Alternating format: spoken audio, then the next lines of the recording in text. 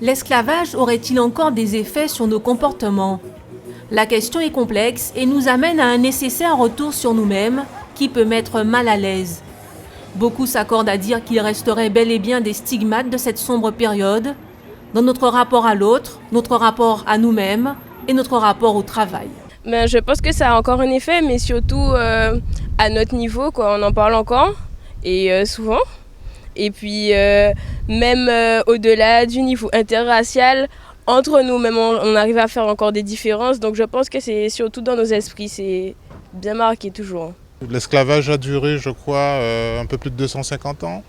L'abolition date de 1848, la soustraction est vite faite. Et puis bon, il y a encore plein de choses qui ne sont pas réglées. Il y a en ce moment des tentatives sur les commémorations mémorielles, les 3 ères dont tout le monde a entendu parler. Donc c'est évidemment une chose très vivace dans la société, même si on en parle peu. Peut-être certains complexes par rapport à la race blanche dont on ne s'est pas encore vraiment débarrassé. Et il faudrait faire un travail là-dessus peut-être. On a plus ou moins l'impression que c'est toujours les mêmes qui dirigent. Enfin, moi, c'est mon sentiment. Vous me demandez mon sentiment, je vous dis que mon sentiment, c'est d'avoir l'impression d'avoir toujours ce rapport de force. On a souvent du mal à se soumettre au rapport, par rapport aux supérieurs, à observer, à accepter les remarques, peut-être les observations de l'autre, celui qui est au-dessus de nous. Donc je pense que ça aussi peut être trait à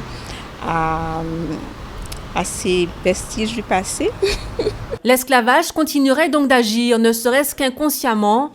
Il serait même à l'origine de notre aversion pour les métiers de service. C'est sûr, les gens d'ici, ils ont un problème avec le service. Le service pour eux, c'est être à terre, être bas, ne pas être bien, ne pas se faire respecter, que ce n'est pas un métier comme tous les autres métiers. Le poids de l'histoire sur les relations de travail en Guadeloupe, c'est l'objet d'études de Patricia Braflon-Trobo. Selon la consultante en management, l'esclavage a surtout eu un impact sur notre manière de nous voir.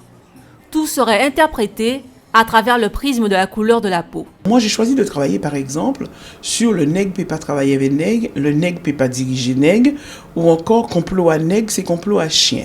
Ce sont des choses que l'on entend encore beaucoup dans nos sociétés. Il faut savoir que cela est lié à la mésestime que les afro-descendants ont d'eux et qui est liée directement à l'idéologie qui sous-tendait l'esclavage. Cette idéologie avait comme but de justifier l'esclavage et d'expliquer que si les Africains, dits noirs ou nègres, étaient mis en esclavage, c'est parce que ce n'étaient pas des êtres humains, c'était des bêtes, c'était des sous-hommes, c'était des biens meubles, c'était tout ce qu'on voulait, mais on leur niait leur humanité, notamment à travers le code noir.